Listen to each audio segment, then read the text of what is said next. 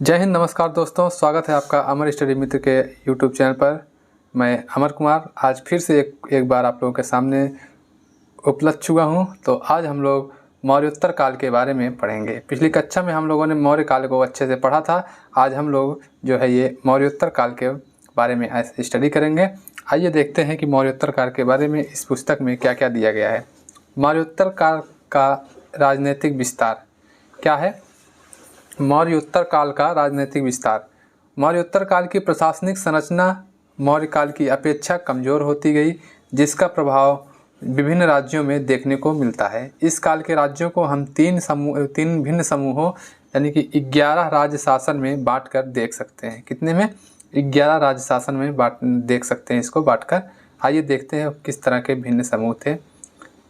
पहला इसमें का नंबर कि जो थे उत्तराधिकारी राज्य।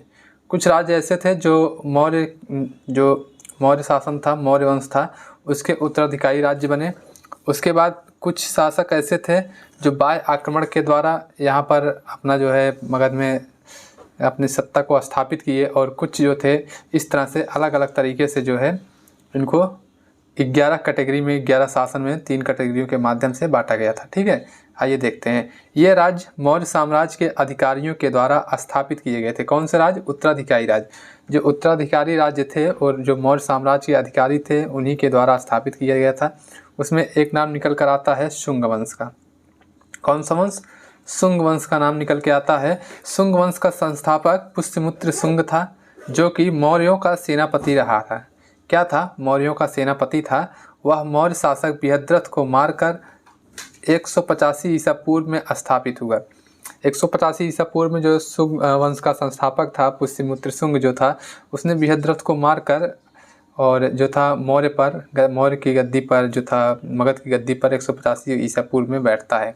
ठीक है, इसके 10 उत्तराधिकारी माने जाते हैं। इसका पहला उत्तराधिकारी अग्निमित्र हुआ। इसी के काल पर कालिदास ने अपनी पहली नाट्यकृति मालविकाग्निमित्रम लिखी। ठीक है, इसको याद रखिएगा, ये कालिदास की कृति है। मालविकाग्निमित्रम जो है ये कालिदास की कृति है, इसको याद रखिएगा। ठीक है, फिर क्या होता है? फिर पुष्यमित्र शुंग कट्टर ब्राह्मणवादी जबकि बौद्ध विरोधी था। माना जाता है कि जो पुष्यमित्र शुंग था ये कट्टर ब्राह्मणवादी था, ये बौद्ध धर्म का विरोध करता था। क्योंकि लास्ट टाइम जितने भी हुए थे मौर्य वंश के जो भी थे राजा थे, जो भी शासक थे, वो सब ज़्यादातर बौद्ध धर्म के अनुयायी हो गए थे। ठीक है, इस तरीके से देखा जाता है कि जो ये पुष्यमित्र शुंग था ये ब्राह्मणवादी था और यह बौद्ध विरोधी भी था। ठीक है, अतएव संस्कृत के सुप्रसिद्ध विद्वान पतंजलि उसके 2 अश्वमेध यज्ञ के पुरोहित थे। ठीक है, यही कारण है कि जो हिंदू मौर्य काल में सुसुप्त अवस्था में था वह पुष्यमित्र के शासन में पुनर्जीवित हो गया था। क्योंकि मौर्य काल में बौद्ध धर्म का ज़्यादातर प्रतिपादन हुआ, उसका प्रचार प्रसार हुआ, तो ब्राह्मण जो थे वो लोग सुसुप्त अवस्था में चले गए थे। हिंदू धर्म जो था वो सुसुप्त अवस्था में था। तो जब पुष्यमित्र शुंग जो है शासन गद्दी पर बैठता है तो हिंदू जो था ये यज्ञ करवाता है।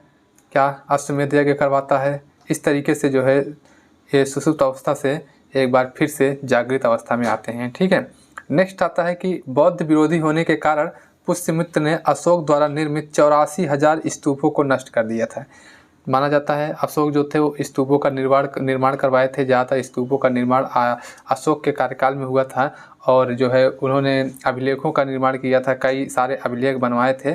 तो उन सब का ये जो था ये विनाश करने लगा, उन सबको तोड़वाने लगा। कौन? पुष्यमित्र शुंग। ठीक है, क्यों? क्योंकि वो बौद्ध का विरोधी था। फिर आगे मिलता है कि उसका आगे का एक उत्तराधिकारी भागभद्र हुआ, जिसके दरबार में एक यूनानी राजदूत हेलियोडोरस हेलियोडोरस का आगमन हुआ था। इसी ने विदिशा में एक वासुदेव कृष्ण के सम्मान में एक गरुड़ स्तंभ की स्थापना की थी। इस वंश का अंतिम शासक देवभूति था।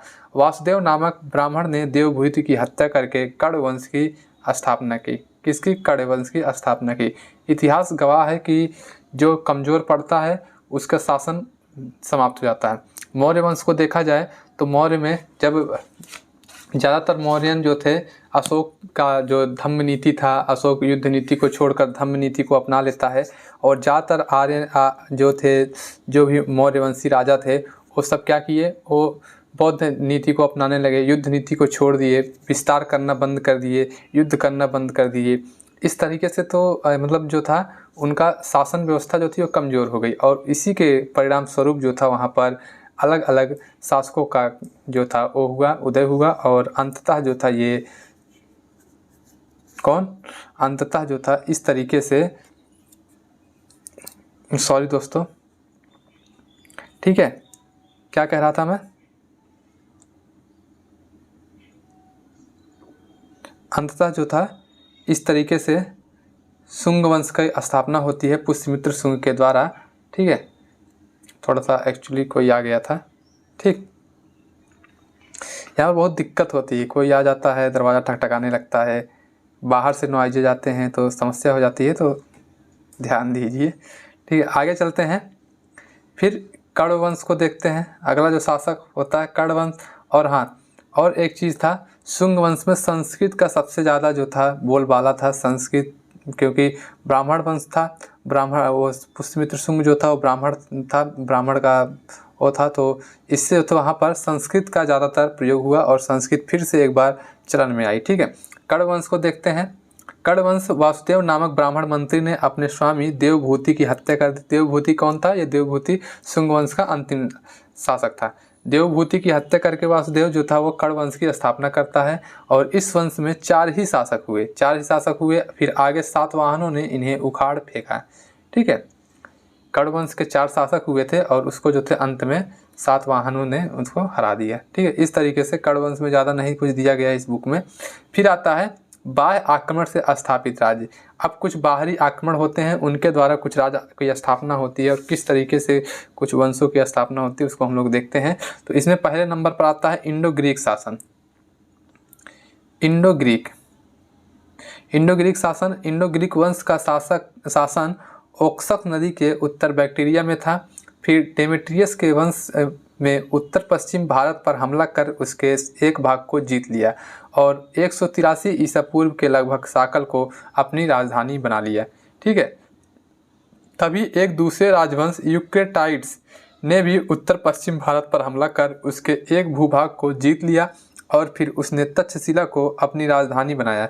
किसको बनाया राजधानी? तक्षशिला को अपनी राजधानी बनाया। भारत का यह पहला राजवंश था जिसने राजाओं के नाम पर सिक्के जारी किए थे। कौन? ये जो था ये भारत का पहला राजवंश था जिसने राजाओं के नाम पर सिक्के जारी किए थे, इंडो ग्रीक शासन। ठीक है, आगे बढ़ते हैं, आगे देखते हैं। फिर डिमेट्रियस वंश के एक शासक मिनांडर के साथ एक बौद्ध विद्वान नागसेन ने वार्तालाप किया था। यह वार्तालाप मिलिंद पन्हो पाली में लिखा गया नामक ग्रंथ में संकलित है। ठीक है, ये जो मिनांडर था ये डिमेट्रियस वंश का एक शासक था, तो ये नागसेन बौद्ध विद्वान था। नागसेन ने मिनांडर को बौद्ध शिक्षा दी और यह इसके बातों से प्रभावित हुआ मिनांडर। और यही चीज़ जो है ये कहाँ मिलता है? ये नागसेन की जो मिलिंद पन्हो बुक है उसमें देखने को मिलता है। ये पाली में लिखा गया एक ग्रंथ है। ठीक है, फिर आते हैं शक शासक, शक राज्य जिनको कहते हैं। ठीक है, इसमें क्या होता है? इंडो ग्रीक के पश्चात शकों ने भारत पर आक्रमण कर विभिन्न शाखाओं में बंटकर शासन किया, परंतु भारत में शासन करने वाले शकों की 5 शाखाओं में सबसे महत्वपूर्ण शाखा पश्चिमी शाखा थी। पश्चिमी शाखा के शासक रुद्रदामन ने 2वीं सदी में शासन किया और सुदर्शन झील की मरम्मत कराई। ठीक है, तथा संस्कृत का पहला बड़ा अभिलेख जूनागढ़ अभिलेख खुदवाया। यह वंश 4वीं सदी तक शासन करता रहा। ठीक है, जूनागढ़ अभिलेख किसने बनवाया था? तो रुद्रदामन ने जूनागढ़ अभिलेख खुदवाया था। फिर आता है कि शक मूलतः सीरिया के उत्तर के निवासी थे और बेलन दर्रे के से भारत आए थे। ठीक है, नेक्स्ट आता है गुप्त शासक चंद्रगुप्त द्वितीय। विक्रमादित्य ने शक वंश के अंतिम शासक रुद्र सिंह तृतीय को पराजित करके पश्चिमी क्षत्रपों को अपने अधीन कर लिया था। जब हम गुप्त वंश पढ़ेंगे तब उसमें मतलब मिलेगा कि चंद्रगुप्त द्वितीय ने किस तरीके से शक वंश के अंतिम शासक को पराजित किया और उसको जो था गुप्त में मिला लिया। ठीक है, गुप्त साम्राज्य में मिला लिया। और ये आता है जो सुदर्शन झील। सुदर्शन झील बहुत ही इम्पोर्टेंट चीज़ है। इसको कई लोगों ने इसका मरम्मत करवाया, बनवाया। इसको हम लोग एक जगह अच्छे से सुदर्शन झील के बारे में अगली वीडियो में अगर मिलेगा, गुप्त में मिलेगा गुप्तवंश को जब पढ़ेंगे तो वहाँ इसके बारे में पूरा डिक्टो डिटेल जो था सुदर्शन झील के बारे में मैं बताऊंगा कि किसने इसको बनवाया था, फिर किस किसने इसकी मरम्मत करवाई थी। वैसे देख भी सकते हैं इसकी रुद्रदामन ने भी इसकी मरम्मत कराई थी। और मिलेंगे कुमार गुप्त, ऐसे ऐसे कुछ लोग मिलेंगे जो इसका करवाते हैं मरम्मत। ठीक है, नेक्स्ट आता है पार्थियन। इनका संबंध भी शकों से जोड़ा जाता है। इस वंश का एक महत्वपूर्ण शासक गोंडा फर्निस हुआ, इसी को गुद्दुअर कहा जाता था। इसी के काल में एक ईसाई संत टॉमस भारत आया था। कौन? टॉमस भारत आया था। ठीक है, नेक्स्ट आता है कुषाण। ये यूची जनजाति से संबंधित थे। इसके आरंभिक शासक कुजुल कटफिसेस एवं बिम खटफिसेस हुए। इसके बाद कनिष्क का आगमन हुआ। इसमें जो कुषाण वंश का वास्तविक संस्थापक इसको माना जाता है, उसको बिम कटफिसेस को माना जाता है जो वास्तविक संस्थापक। लेकिन इसकी स्थापना जो किया था वो कुजुल कटफिसेस ने इसकी स्थापना की थी, लेकिन वास्तविक संस्थापक बिम कटफिसेस को माना जाता है। फिर उसके बाद कनिष्क आता है। कनिष्क थोड़ा सा महत्वपूर्ण हो जाता है क्योंकि इसने शक संवत आदि चलाने का श्रेय इसको मिलता है। ठीक है, कनिष्क को देखते हैं। कनिष्क को शक संवत 1878 ईस्वी से चलाने का श्रेय दिया जाता है, जो विक्रमी संवत 57 ईसा पूर्व आरंभ हुआ। विक्रमादित्य ने इसे चलाया। साथ ही देखिए, शक संवत कनिष्क ने चलाया 78 ईस्वी से, और विक्रमी संवत 57 ईसा पूर्व आरंभ हुआ था, जिसको विक्रमादित्य ने चलाया था। चंद्रगुप्त द्वितीय जिनको कहा जाता है, विक्रमादित्य, उन्होंने चलाया था। साथ ही इसने महायान बौद्ध पंथ को भी संरक्षित दिया और इसने एक विशाल साम्राज्य की स्थापना की थी। यह साम्राज्य मध्य एशिया में खुरासन से लेकर भारत में बनारस तक फैला हुआ था तथा रेशम मार्ग के एक भाग पर भी कुषाणों का नियंत्रण था। ठीक है, इस तरह से देख। ठीक है, आगे बढ़ते हैं। अगला पॉइंट है, इतिहास में कनिष्क का नाम 2 कारणों से प्रसिद्ध है। पहला, एक शक संवत, तो दूसरा उसका बौद्ध धर्म का मुक्त हृदय से संरक्षण करना। ठीक है, 2 चीज़ों के लिए कनिष्क बहुत फेमस था, एक शक संवत के लिए और दूसरा बौद्ध धर्म का संरक्षण करने के लिए वो फेमस था। ठीक है, आगे बढ़ते हैं। आगे फिर देखते हैं कनिष्क के शासनकाल में ही कश्मीर में कुंडल वन में वसुमित्र की अध्यक्षता में चौथी बौद्ध संगीति का आयोजन हुआ था। हम लोगों ने बौद्ध धर्म में बौद्ध संगीति के बारे में पढ़ा था, 4 बौद्ध संगीतियों का आयोजन हुआ था, तो उसमें जो चौथी बौद्ध संगीति थी वो कुंडल वन में हुआ था। कनिष्क के शासनकाल में ही इस बौद्ध संगीति का आयोजन किया गया था और इसी बौद्ध संगीति में बौद्ध ग्रंथों के ऊपर विभाषा शास्त्र के रूप में टीकाएँ भी लिखी गई।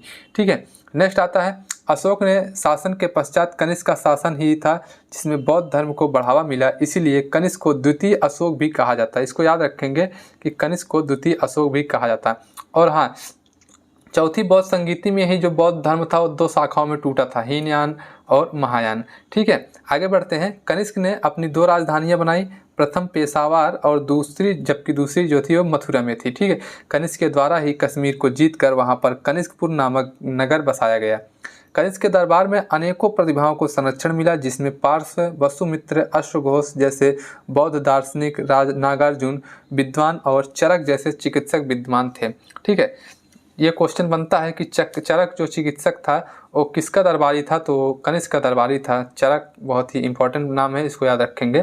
ठीक है, फिर बनता है कि कनिष्क के पश्चात हुविस्क इस वंश का उत्तराधिकारी बना एवं कनिष्क काल का अंतिम महान सम्राट वासुदेव था। कौन था? वासुदेव जो था वो अंतिम महान सम्राट था। अब इसके बाद तीसरा पॉइंट आता है कि नौ स्थापित राज्य। हम लोगों ने 2 पॉइंट ऊपर देखा। अब तीसरा जो था, जैसे पहला था क्या, उनके शासकों के द्वारा, जो भी उनके अधिकारी थे उनके द्वारा राज्यों की स्थापना की गई। फिर उसके बाद बाह्य आक्रमण द्वारा वंशों की स्थापना हुई। तीसरा है 9 स्थापित राज्य। इसमें आता है सातवाहन वंश या सातवाहन राज्य जो है, ये सातवाहन शक्ति का संस्थापक आंध्र राजवंश, ये आंध्रा के साइड ज़्यादा ये फैला हुआ था, विस्तृत हुआ था। किसको माना जाता है? सिमुक को माना जाता है। सिमुक जो था सातवाहन वंश का संस्थापक है, परंतु इस वंश का एक महान शासक गौतमी पुत्र सातकर्णी 106 से 130 ईस्वी तक इसका कार्यकाल था। गौतमी पुत्र सातकर्णी जो था ये महान शासक था। ठीक है, नेक्स्ट पॉइंट आता है कि सातवाहन वंश को पुराणों में आंध्र भृत्य तथा अभिलेखों में सातवाहन कहा गया है तथा इसका शासन क्षेत्र मुख्यतः महाराष्ट्र, आंध्र प्रदेश और कर्नाटक तक विस्तारित था। सातवाहन वंश की राजधानी प्रतिष्ठान थी। देखिए, मैं कहा था ना कि ये जो था ये आंध्र प्रदेश के साइड ये राजवंश फैला हुआ था। कहाँ से? महाराष्ट्र, आंध्र प्रदेश और कर्नाटक में ज़्यादातर इसका क्षेत्र देखने को मिलता है। फिर आता है कि सातवाहन वंश की राजकीय लिपि जो थी ये ब्राह्मी लिपि थी, जबकि भाषा जो थी ये प्राकृत भाषा थी। इस वंश का पतन लगभग 3री शताब्दी ईस्वी में हुआ। इस वंश की जानकारी अभिलेख, सिक्कों, स्मारकों आदि से प्राप्त होती है। किसके बारे में? सातवाहन वंश के बारे में। अब हम लोग सातवाहन वंश के प्रमुख शासकों के बारे में देखते हैं। ठीक है, सातवाहन वंश के प्रमुख शासकों के बारे में देखने से पहले मैं अगर बता दूं कि जैसे अगर जिन लोगों को इस वीडियो का PDF चाहिए तो वो हमारे टेलीग्राम चैनल से जुड़ सकते हैं। डिस्क्रिप्शन बॉक्स में टेलीग्राम चैनल का लिंक है, आप लोग वहाँ जाइए और टेलीग्राम को ज्वाइन कर लीजिए। ठीक है, और हाँ, वीडियो अच्छी लग रही है तो वीडियो को लाइक जरूर कर दीजिए। ठीक है, आगे बढ़ते हैं। सातकर्णी प्रथम, ये सातवाहन वंश के कुछ शासक हैं जिसमें सातकर्णी प्रथम का नाम आता है। तो इसमें दिया कि रानी नागनिका के नानाघाट अभिलेख के अनुसार सातवाहन वंश का प्रथम यशस्वी शासक सातकर्णी प्रथम था। ठीक है, सातकर्णी प्रथम ने दक्षिणापथपति की उपाधि धारण की एवं 2 अश्वमेध यज्ञ और एक राजसूय यज्ञ का श्रेय भी सातकर्णी प्रथम को जाता है। क्या क्या करवाया था? 2 अश्वमेध यज्ञ करवाया था और एक राजसूय यज्ञ का श्रेय जो था इसको जाता है। ठीक है, फिर आते हैं हाल। एक नाम आता है निकल के हाल जो था सातवाहन वंश के महानतम शासकों में से एक था, जो बड़ा कवि तो था ही साथ में कवियों एवं विद्वानों को आश्रय देने वाला शासक भी था। हाल के द्वारा ही गाथा सप्तशती नामक एक मुक्तक काव्य की रचना की गई थी, जिसकी भाषा क्या थी? प्राकृत भाषा थी। ठीक है, इसको याद रखेंगे हाल के बारे में। फिर आते हैं गौतमीपुत्र सातकर्णी, ये भी महान शासक थे। ठीक है, गौतमीपुत्र सातकर्णी सातवाहन वंश का सबसे महान शासक था। ठीक है, जिसने शक शासक नेहपान को हराकर विजय प्राप्त की, जिसकी जानकारी हमें उसकी माता गौतमी बलश्री के नासिक अभिलेख से प्राप्त होता है। नासिक अभिलेख में ही गौतमीपुत्र सातकर्णी को अद्वितीय ब्राह्मण कहा गया है। नासिक अभिलेख के अनुसार गौतमीपुत्र सातकर्णी ने घोड़ों के 3 समुद्र का पानी पिया था। घोड़े से 3 समुद्र का पानी पिया था। ठीक है, फिर आता है खारवेल राज्य, यानी कि खारवेल वंश या खारवेल राज्य को देखते हैं। इसमें क्या क्या है? यह चेदी वंश से संबंधित था तथा इसकी जानकारी का एकमात्र स्रोत हाथी गुम्फा अभिलेख है, जो उड़ीसा में कलिंग से प्राप्त होता है। इस अभिलेख में हमें कलिंग के शासक खारवेल की विजय की चर्चा मिलती है। ठीक है, नेक्स्ट आता है संगम राजवंश। संगम राजवंश में क्या क्या है? मौर्योत्तर काल के कई प्रमुख राजवंशों में से एक संगम राजवंश की जानकारी हमें संगम साहित्य से मिलती है। संगम साहित्य से हमको इसकी जानकारी मिलती है संगम वंश की। और इसमें जो था संगम का अर्थ है तमिल कवियों की परिषद अथवा गोष्ठी, जिसे राजकीय संरक्षण प्राप्त था। इस परिषद में कवियों द्वारा तमिल साहित्य को रचा जाता था और संगम की स्वीकृति के बाद ही किसी रचना का प्रकाशन संभव हो पाता था। ठीक है, इस तरीके से फिर आगे दिया है कि संगम साहित्य के अनुसार चोल उत्तर पूर्व में, चेर दक्षिण पश्चिम में, वहीं पांड्य वंश दक्षिण पूर्व में स्थित थे। ठीक है, चोल वंश को देखते हैं। संगम साहित्य का संगम वंश का हिस्सा है। तो संगम काल के तीनों राज्यों में चोल राज्य सर्वाधिक शक्तिशाली था।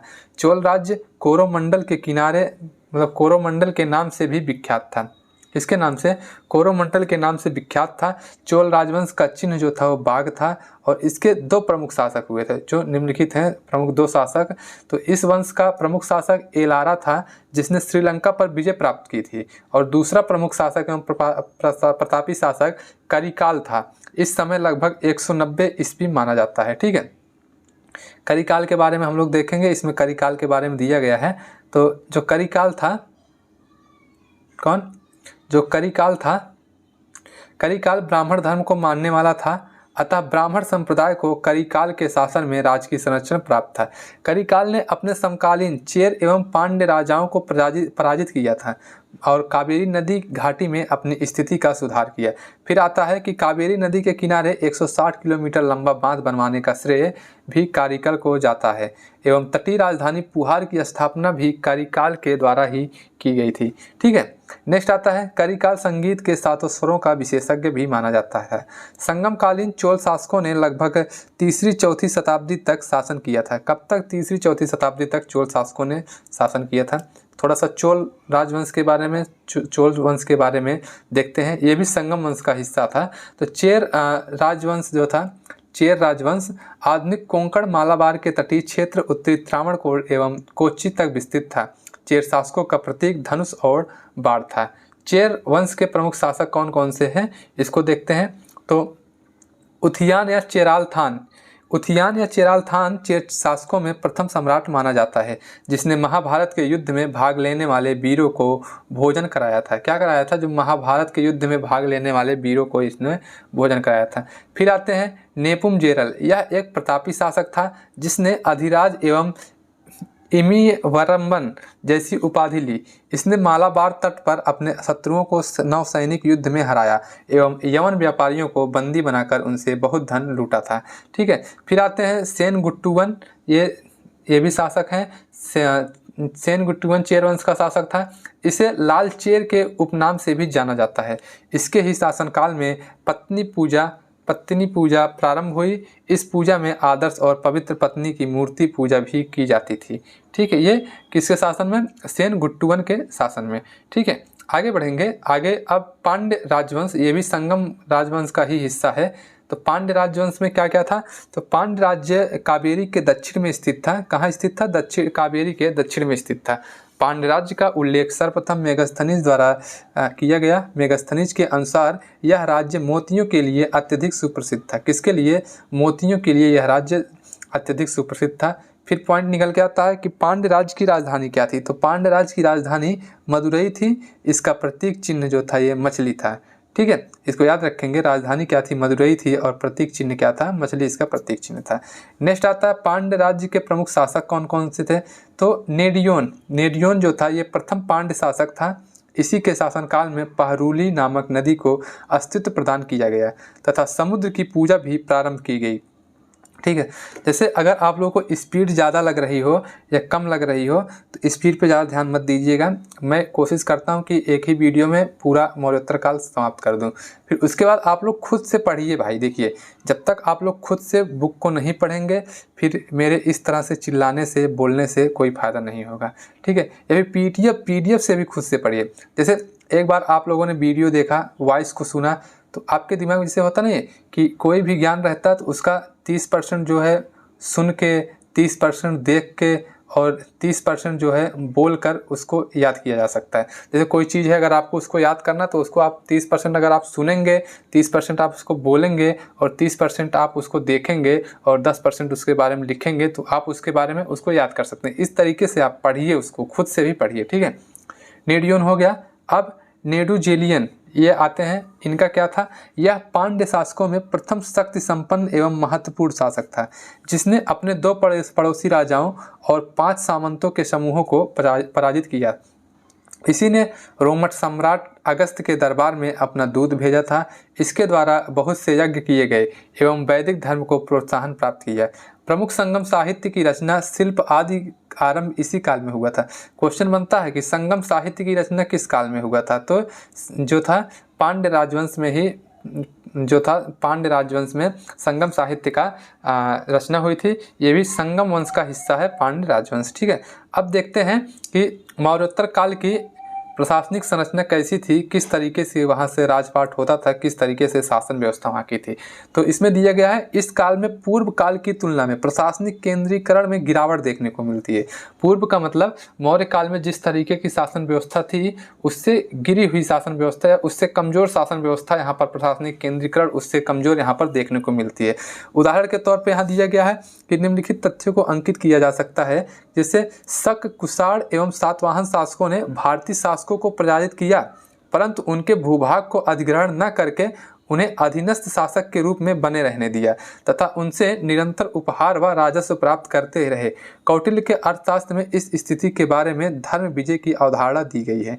ये धर्म विजय की अवधारणा कौटिल्य के अर्थशास्त्र में देखने को मिलता है। उसमें क्या देखने को मिलता है कि जैसे जो शक शासक थे और जो कुषाण शासक थे एवं जो सातवाहन शासक थे, ये सब वैसे दक्षिण भारत के जो थे, ये दक्षिण भारत के राजवंश थे। तो ये उत्तर भारत में जो भी राजाओं को, जो भी शासकों को पराजित करते थे, उनका ये भूमि अधिग्रहण नहीं करते थे कि जैसे वहाँ पर अपना शासन नहीं करते थे कि जिस तरह से मगध निकल के आया था, पूरे भारत में एक तरह से अपना विजय स्थापित किया था और सबको एक साथ अपने अंदर मिला लिया था। तो इस तरह से ये लोग नहीं करते थे। ये लोग जैसे किसी भी राजवंश को जीते हैं तो वहाँ से ये लोग राजस्व प्राप्त करते थे, वहाँ से पैसा लेते थे, उपहार लेते थे, लेकिन शासन व्यवस्था जो वहाँ का राजा था उसी के पास दिए रहते थे और ऊपर से ये लोग उस पर जो था यही सब करते थे, जो था राजस्व प्राप्त करते थे, धन लेते थे, उपहार लेते थे, इस तरीके से वहाँ ये लोग करते थे। ठीक है, फिर दूसरा पॉइंट निकल के आता है, जब राजा भारी भरकम उपाधि लेने लगा, जैसे शक शासकों ने राजांतिराज की उपाधि ली, वस्तुतः इस काल में राज्य के अधीन राज्य स्थापित हो गए तथा अतः अधीनस्थ राज्य से स्वयं को पृथक करने के लिए इन शासकों द्वारा बड़ी बड़ी उपाधि ली जाने लगी। इसी प्रकार राजाओं का संबंध देवताओं से जोड़ा जाने लगा। उदाहरण, कुषाण शासकों में देवपुत्र की उपाधि और सातवाहन शासकों में अपनी तुलना में भीम, अर्जुन, कृष्ण व बलराम से की गई। इसका कारण था कि विदेशी या जनजातीय मूल के शासकों के द्वारा समाज में तेजी से स्वीकृति प्राप्त करना। ठीक है, नेक्स्ट देखने को क्या मिलता है कि इस काल में भूमि अनुदान का आरंभ देखा जा सकता है। भूमि अनुदान का पहला उदाहरण पहली शताब्दी ईसा पूर्व का है और सातवाहन शासकों द्वारा दिया गया है। यह अनुदान ब्राह्मण भिक्षुओं को दिया जाता था। यह धार्मिक प्रकार का अनुदान था तथा ब्राह्मण एवं बौद्ध भिक्षुओं को दिया जाता था। इसमें दान ग्रहीता को केवल राजस्व प्राप्त करने का अधिकार था। इसमें क्या होता था, इसमें देखा गया कि पहली शताब्दी ईसा पूर्व में जो सातवाहन वंश के शासक थे ये भूमि दान देने लगे। कोई भी अनुष्ठान होता था, ब्राह्मण भिक्षुओं को कोई भी कार्यक्रम होता था धार्मिक, तो उसमें जो थे ये अनुदान देते थे, उसमें ये भूमि का दान देने लगे। ठीक है, इस तरीके से भी देखा जाता है। नेक्स्ट आते हैं, इस काल में जनजातीय क्षेत्रों में नियंत्रण स्थापित करने के लिए सैनिक गवर्नरों की नियुक्ति की जाती थी। इंडो ग्रीक शासकों द्वारा स्त्रातेगों तथा सातवाहनों के द्वारा गैलमिका आदि अधिकारियों की नियुक्ति की जाती थी। ठीक है, ये दो अधिकारी स्त्रातेगो तथा गैलमिका या गैलमिक नामक दो अधिकारी की नियुक्ति होती थी। ठीक है, फिर मौर्योत्तर काल का आर्थिक विस्तार क्या कैसे था, कहाँ कहाँ से इनको धन की प्राप्ति होती थी, कैसी आर्थिक व्यवस्था थी। ठीक है, इस काल में भूमि अनुदान के माध्यम से कृषि अर्थव्यवस्था का प्रसार हुआ। फिर सिंचाई की नई तकनीकी के रूप में अर्घट यानी कि रहट की जानकारी जो थी इसी काल से मिलती है, मौर्योत्तर काल से जानकारी मिलती है। इसी जानकारी में हमें सातवाहन कालीन एक ग्रंथ गाथा सप्तशती में मिलती है। किसमें मिलती है? गाथा सप्तशती में मिलती है यह जानकारी कि रहट का प्रयोग किया जाता था सिंचाई के लिए। ठीक है, इसके कारण कृषि अधिशेष को प्रोत्साहन मिला। कृषि अधिशेष ने शिल्पों के विकास को दिया। ठीक है, अतः मिलिंद पन्हो नामक ग्रंथ में नागसेन की ग्रंथ है मिलिंद पन्हो, इसमें जो था 75 व्यवसायों का जिक्र मिलता है, जिसमें से 60 शिल्पों से जुड़े हुए इस काल में शिल्पी समूह से में बंध कर उत्पादन करने लगे थे। शिल्पियों का समूह तथा व्यापारियों के संगठन को निगम कहा जाता है। पूछ सकता है कि निगम किसे कहा जाता है, तो निगम जो था ये शिल्पियों और तथा व्यापारियों का समूह था जिसको निगम कहा जाता था। फिर नेक्स्ट पॉइंट आता है, कृषि एवं शिल्पों के विकास ने व्यापार के विकास को प्रोत्साहन दिया। इस काल में विदेश व्यापार की विशेष प्रगति हुई। इसका एक बड़ा कारण था रोमन व्यापार का प्रोत्साहन। माना जाता है कि जो सातवाहन वंश था या उसमें रोमन व्यापार ज़्यादातर देखने को मिला था। ठीक है, इसलिए मौर्योत्तर काल में जो थी शिल्पों की विशेष जो थी विकास हुआ और रोमन के साथ व्यापार बहुत अच्छा था। ठीक है, नेक्स्ट पॉइंट बनता है कि पश्चिम में रोमन साम्राज्य व पूर्व में चीन साम्राज्य के बीच भारत था।